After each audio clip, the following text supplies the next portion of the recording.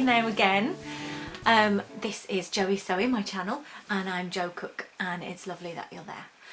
I have spoken in previous videos about making the Jasper Sweater by Paprika Patterns, which there will be a link to down below, and I have finished. In fact, I have made two, one of which I'm wearing and the other one I will also show you.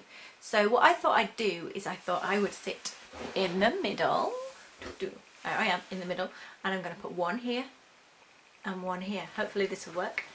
And I'll talk to you about the two iterations of the pattern that I've made. So the first one, you saw me do lots of cutting out and things. Over here is the Scuba fabric. It's a kind of digital print of knit and Hessian weave, and it's very drapey. And I love the hood on this one. It's just fantastic. So that's the hooded version of the sweater. And then the second version on there, which I am also wearing here, is made out of some pink fleece fabric. Really, really different fabric. Much thicker, much more kind of, I want to say stiff. It's not stiff at all, but more rigid, more body to it. That's what I mean. And I also have made the collar version with a epaulette and a button on the fleece version, as opposed to making the hooded version. So I'll talk about the hooded version first. Love the hood, absolutely love the hood. Love the drapiness of the fabric, and it's really smooth and it feels lovely. But one of the problems with it is probably the drapiness, because the thing I don't like on this one is the pouch pocket at the centre. I just feel like having a pocket over my tummy that kind of adds body and bags out there, you know, that is not where any of us want to add bulk. And I do feel like it just kind of, it sags, it pulls. The pattern doesn't say to fix it anywhere at the top edge of the pocket, which is near the bust line, under bust line. And I think because of that, and because, well, I think the fabric really thinks you're using fabric with more body and more internal stability. Is that the thing? It doesn't bag, doesn't sag, is the fabric that it's expecting you to use. My fabric does, and I feel like it's gonna, might even kind of show out from the bottom hem band. So I sewed it into the bottom hem band, but I still feel like it's adding bulk and bagging at the bottom of the pocket. So I kind of wish on reflection I hadn't put the pocket in there. It's really not an attractive look. Putting anything in that pocket just really looks wrong. And so on reflection, in terms of style choice, and particularly in a fabric with some weight and some drape to it, and a lot of stretch, probably more than the pattern expects, not the best choice. But hey, you know, it's there now. I may secure it at the top, I'm not sure. But overall, I really love the top. I've worn it loads already. I love the hood. I feel like Princess Leia when I put the hood up. Or someone else said like an elf from Rivendell. I'll take that too. Arwen from Lord of the Rings. I'll take that. But it's really nice. It's really soft. It's a really great size. I feel like it makes a really flattering shape around the face and around the head. So I love the hood. Not so keen on the tummy pocket. So I then made this version. Super fast sew for me. I made it in a day, and it wasn't a full day. It was probably made from cutting out to finishing everything in 3 hours, which for me is really fast. Part of the reason why it was really fast is because I didn't put a pocket in, and I didn't do the hood. I did the collared version, like I've already said. I found the hood really difficult to finish attractively on the inside, and again, they do give you some information about using jersey binding on the hood, which I didn't have any of, and I've never used before. So I was trying to make flat fell seams, which with the Scuba fabric, which is really quite bouncy to sew and really misbehaves on your machine, moves all over the place, wasn't the easiest thing. So I've got a finish that's alright, and I'm happy with it. It'll do. It's not in a massively prominent part of the garment, but it could have been better. And I decided not to do a hood on this side because it had been quite time consuming, and I wasn't sure how it would match up in this much heavier, bulkier fabric. So instead I've made the collar version. I love it. Oh, this is the softest fabric. I'm really glad I didn't put the pocket in. It made it a much faster sew, and more importantly, much more flattering. None of that problem with the bulk. Really like the coziness of the neckline and how it falls, and I love the button that I've made. And the epaulette, and I really like that detail. It makes it really unique, and being able to use whatever button matches your style, I think that's really great for personalising something. So that's 2 Jasper sweaters I've made, and I like this pattern a lot. Not going to instantly make another one, but I think I'll come back to it because it's really flattering. I have to say, I did have to take both of them in. I think I said last time I was going to try that, and I had to do it on both. So I took in just the back seams on the Scuba fabric one. And that was okay. I maybe would have liked it a little bit in, but because the fabric was quite fluid, it doesn't bother me as much. But on this one, the fleece, I took in the back seam, so that's the seam that comes under the arm and around and down the back there, and I took that in by about 2 centimetres, so 1 centimetre on each side. I basically sewed the line again 1 centimetre in from where I'd done it originally. But then on this fleece one, I also took in the princess line seam, which is this one, and I took that in. Again, I didn't take it in at the armhole because I didn't want to disturb this, but I took about 1/2 centimetre out of each side, so that's 1 centimetre total from each seam, and I was much happier with the fit. So I think basically I've cut out the wrong size, but my body measurements do match the measurements that they've said, so maybe I'm just preferring a slightly slimmer fit to theirs, but I would say it fits on the big side, especially if you're using stretchier fabrics. But overall, really like it, would make it again, very happy with the instructions. Yeah, it was good.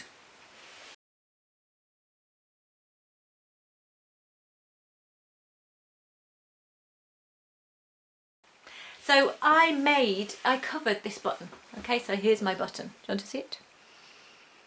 Used some fabric that I had in my stash to cover a regular button, and I've made a tiny little tutorial to show you. So if you just stick around, you can watch my tutorial.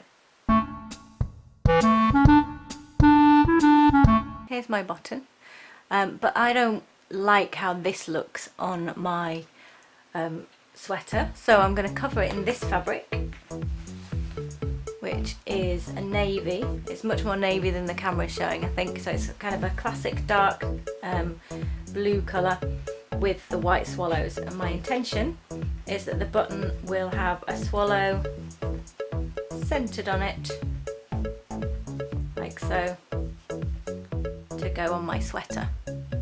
So you need some fabric, you need any button that's the right size that you're happy to use, so nothing special about this, just a regular button, not a special coverable button or anything. You will need some scissors, you will need a sewing needle, of which there is one in there somewhere, and you will need some matching thread. Doesn't have to be perfectly matching, because if you do it well you won't see the thread, but you might as well use a colour that matches if you have one.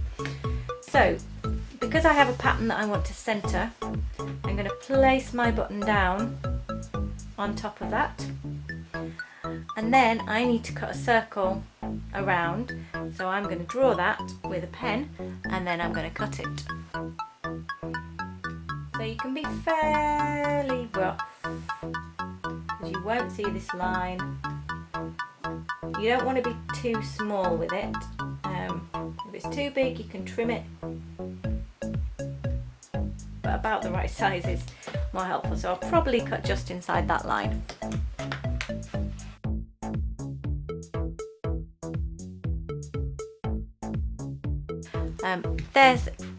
There's my cutout piece. You can see it's not even perfectly circular, but what's important is that in a minute I'm going to centre the swallow. Okay, so the next stage is to sew a running stitch all the way around .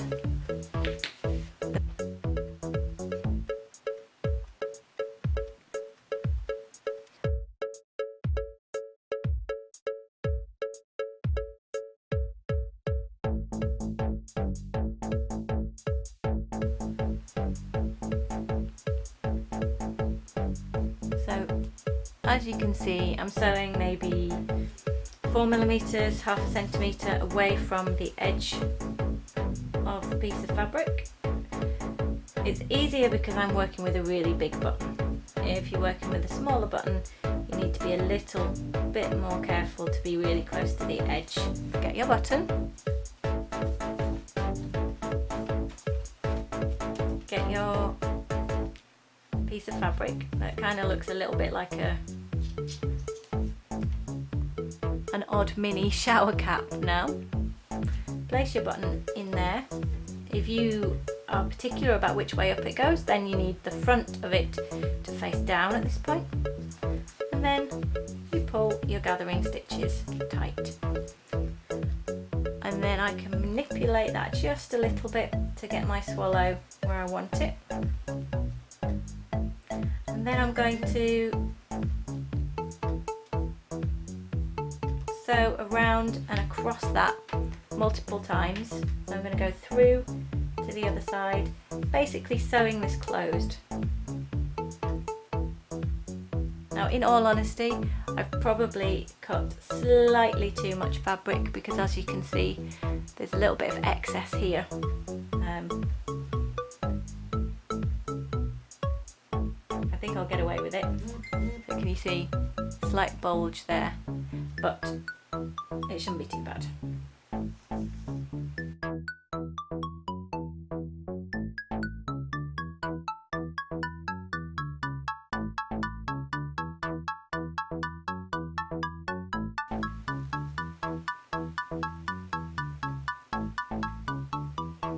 I'm just going across the back, basically sewing it shut, sewing it secure.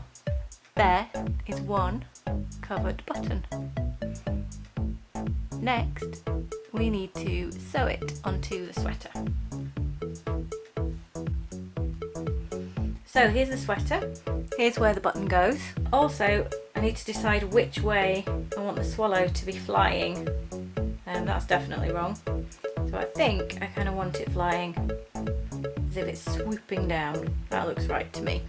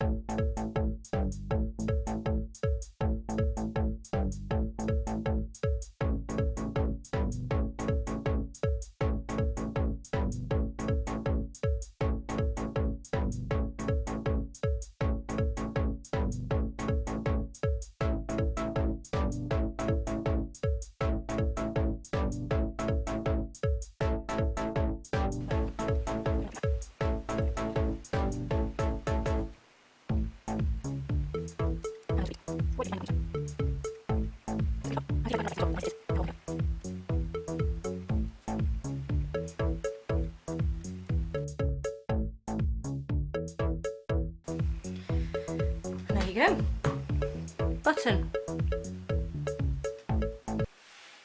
Hello, I'm back. So I thought I'd just move on to the next thing I'm going to sew, and I've bought more fabric. I went to Yorkshire, so I was near the fabric shops that I know and love, and in fact I used to work in this one fabric shop one summer before university, and they always have really good fabric at really good prices. And I found some more scuba knit, so I'm going to hold it up for you.